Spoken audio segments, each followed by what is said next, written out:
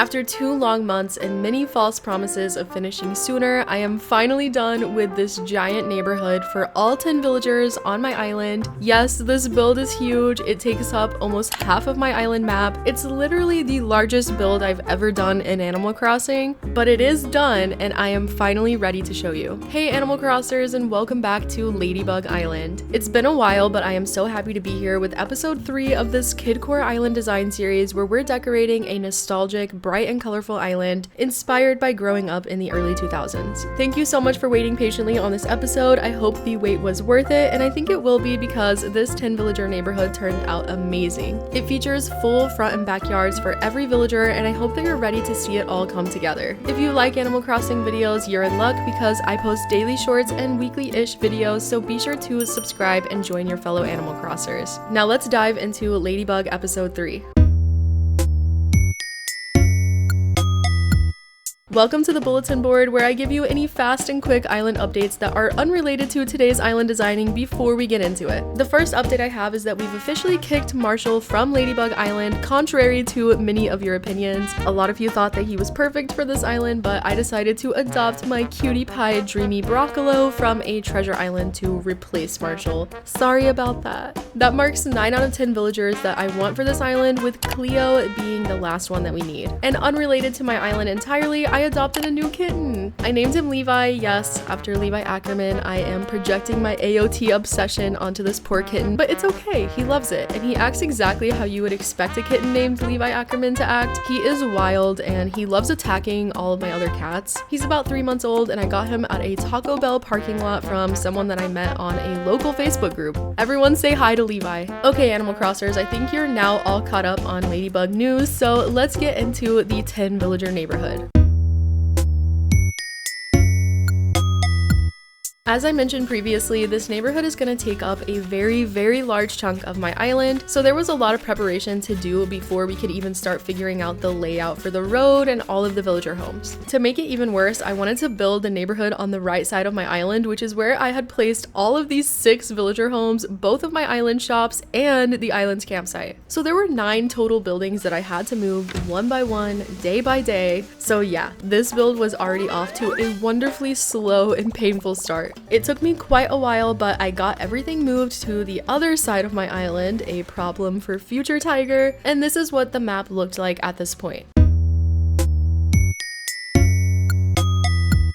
I wanted this neighborhood to be tiered, with some homes on the ground level and then some homes on a second level, so I didn't need to remove any of the cliffs in the back, and we were ready to start with the neighborhood layout. I started laying out the dirt path foundation for the road over at this bridge that connects to the plaza area that we decorated in the first 2 episodes. I just took the road all the way from that bridge to the beach on the other side of this part of my island. This is going to be the first street of our neighborhood, which is going to have 3 villager houses. To make sure that the houses are in the correct positions and to make placing them easier, I used a custom code to map out where they're gonna go. I made 4x4 squares to mark the area for the house, and I used this leaf design code to map out their backyards. I made sure to space out the houses with enough room for a vertical road going back towards the cliffs, where we're gonna add a staircase to ascend into the next tier of the neighborhood. If you can't visualize it, don't worry, you will see soon. I have aphantasia, so I can't visualize like mental images. I don't know if I'm alone in that, but yeah, anyways. And right before you get to the cliffs, I decided to lay out another street to give access to the 3 backyards that are back here. And that's all the pathing for the first level. So I cleaned up this cliff, I just made it larger and more symmetrical, and I also made a space for the future staircase. And after that, I added the road border to all of the dirt pathing. I'll put the design code for this border up on the screen just in case you want to download it. And I have a Pinterest board linked down below with all of the custom designs that I'm using on this island. And here's what the neighborhood was looking like on the map so far, now that we had the first level of road done. For the second tier of the neighborhood, I got started by placing the brick staircase and clearing out any trees and flowers that were left up here on the cliffs. I started to lay out the road, but I realized that this was gonna be way larger than I expected, and I needed to destroy the entire 3rd level cliff that was back here to make room for the other 7 villager homes. Originally, I wanted the neighborhood to have 3 tiers, so I thought that I wasn't gonna have to do this, but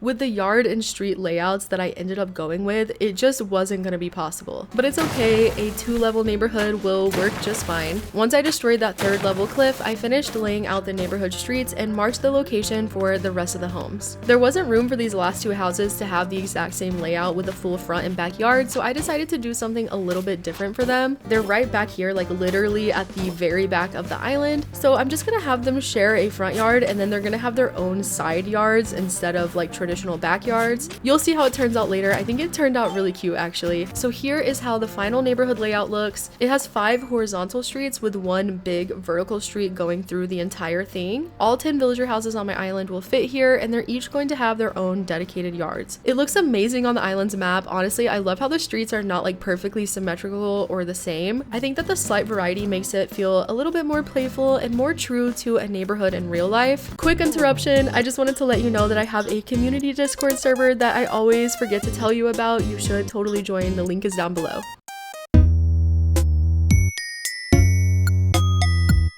Now that the layout is done, it's time to start placing all of the villager homes into their designated spots. I started with the first street, and from left to right, the 3 villagers that are going to live on this street are Puddles, Annabelle, and Norma. On the 2nd level, the first street up here has 2 house plots, which are going to be for Broccolo and Biscuit, and on the next street over, we have another 3 homes for Tangy, Chow, and Iggly. Then for the back 2 houses that have the unique side yards, we're going to have Pashmina on the left and Bunny on the right. I kind of am thinking that maybe they're a cute little couple. I don't know. Let me know what you think. It took a while to move each villager home into the neighborhood, but once it was done, I felt so accomplished and so excited. It made the neighborhood instantly come to life, and I could really start to see my vision coming together. We're almost ready to start decorating the neighborhood with cute furniture and stuff, but there is one more thing that we have to do, which is kick out Chow and replace him with our last dreamy Cleo. Because I don't want to decorate the yard for Chow, like I want the instant gratification. I need Cleo here now. You may have seen the TikTok about this that I made a couple of weeks ago. It took literally so long to kick out Chow. It was not even funny. I was losing my mind during the process. I thought I was never going to get this bear off of my island. It took 37 days total, but he finally got a thought bubble and left the island, and I was able to adopt Cleo from a treasure island, finished up the road pathway, planted a couple trees, and now we are ready to start decorating. Every villager in this neighborhood is going to have both a full front and full backyard. I already mapped out the backyards with this leaf design code, but I actually decided to change the layout and size of the yards. When I tried to place fencing along the first layout, it just did not look good. Initially, I was only going to have fencing in the backyards and have the front yards be more open concept, but it was not giving that classic neighborhood vibe, so I decided to take the fencing around each house entirely. So it wraps around the sides into the front and into the back with some shrubs in the corners to break up the fencing and make it feel a little bit less stiff. I also wanted the neighborhood to feel really organic and lush, so I made sure to keep leaf design codes under all the fencing, and I picked a different fence color and type for each villager to match their house exteriors. I was gonna try to do a more uniform look and give them all the same fencing, but I realized very quickly that it would be so much cuter if they each had their own individual theme and decor. Also, I won't be customizing the house exteriors for this island. I think that the houses look great as is, and I kind of don't feel like playing through Happy Home Paradise to unlock the feature. Anyways, this is the final layout that I landed on for the fencing and the yards. I repeated this layout for every house, making slight alterations as needed. For example, Iggly's house is right against this cliff, so he didn't need fencing on the right side of his home. Before I start decorating each yard with furniture and themed items, I did some general landscaping around the neighborhood. I planted flowers, shrubs, trees, and right at the entrance to the second level of the neighborhood where we have the brick staircase, I made these little symmetrical landscaped areas full of flowers and shrubs and a few bug models. And on this left side over here near Broccolo's house, there's another brick stairwell that goes down to this brick bridge that leads across to the storytelling circle and the schoolyard on my island. I went ahead and decorated this small transition space here with some custom designs and some furniture like a trash can. There was also another kind of awkward space here, and I decided to transform that into a private picnic area with this cute bread loaf design. I also took this time to give every villager a welcome mat in front of their doors, and I sprinkled some random cute design codes all around the road just to make it have like more personality and add some fun colors to break up the brown dirt pathway. I especially love the hopscotch design. It is just so cute. And to top it all off, I added some neighborhood decor like street lamps, a party lights archway, these cosmos showers, and some bubbloids to welcome you to the second level of the neighborhood, and a pink gazebo at the top of the brick staircase too. I really love how this view looks with all the trees and the houses and the landscaping. It looks exactly like the perfect neighborhood that I was envisioning. The only thing left to do now is to decorate all of the villager yards. Like I said earlier, I want each villager house to have their own individual theme, but I also want them to fit together. I decided to focus on theming them around different colors, but I made sure to still make every yard KIDCORE themed. So I used items that felt fun, silly, nostalgic, playful, you get the gist. So let's go one by one and I will show you how I decided to decorate for each villager. Also, you should totally leave a comment down below and let me know which villagers live on your island and if you have them in a neighborhood like this, or are their homes just like scattered across your island. Starting with our cutie queen Puddles, she is literally a pink frog who lives in a pink house with a pink welcome mat and pink fencing. So I decided to just go ahead and do an entirely pink theme for her. In her front yard, I gave her a My Melody rocking chair and a cute music player. And for the backyard, I went for a relaxing spa theme with a pink bathtub, a flamingo, and some crepes. Puddles has a unique home in the neighborhood because she has this space between her home and the river. I decided to go ahead and continue decorating this in her pink theme. I added a hammock, a shelf fountain, planted a ton of flowers,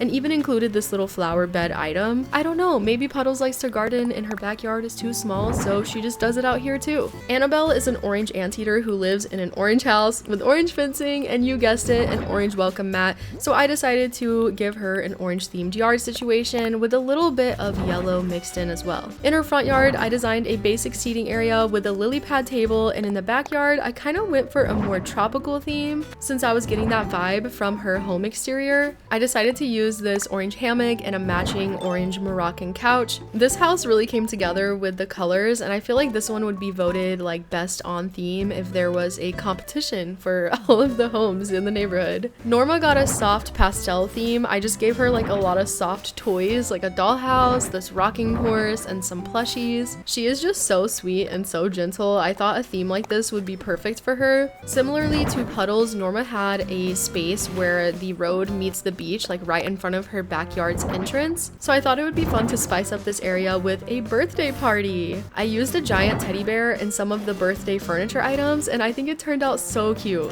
Birthday parties are such a core memory from childhood, and honestly, I wish that we would bring back like the ultra themed birthday parties from the early 2000s. Birthday parties back then were just so good. I remember having a SpongeBob themed party. I think I did a Hannah Montana theme one year too. Let me know if you had any fun birthday party themes growing up. I know some people had very niche ones. Maybe people still do this, I don't know, but maybe I should have an Animal Crossing themed birthday party this year. That would be super cute. Broccolo's yard, I didn't really know what to do for him. I just knew that I wanted to use this inflatable pool item, which is green, and Broccolo's house is blue, so I ended up just placing random green and blue stuff that I thought looked good together. I placed this lava lamp, an inflatable bean bag thing, and of course he's got the cute private picnic that I designed earlier next to his house too. I feel like Biscuit is the type of villager to have a ton of collections for some reason, so I made a giant pile of random items in front of his house, literally in the middle of the road. And in the front and backyards, I did the same kind of vibe, just trying to choose items that were silly, and I gave him that like cluttered maximalist vibe. I don't know if that's really the best way to describe the theme of Biscuit's yards, but I hope you get the vision. This house actually ended up being one of my unexpected favorites. I think the colors are so cute and the items are just really fun. You won't be surprised to hear that Tangy got an orange themed house. I did incorporate green since her roof is green. The fencing had a green and orange combo too. It just seems like everything here was made for Tangy. In her backyard, I just threw a bunch of random orange and green stuff down and rearranged it until I thought it looked good. And to the entrance of her backyard, I placed this wedding archway. I feel like it helped her house have like a nice unique touch. Next up is Cleo's home. I am so glad that she finally lives on the island. She is so underrated. Her yard is another one of my top favorites from the neighborhood too.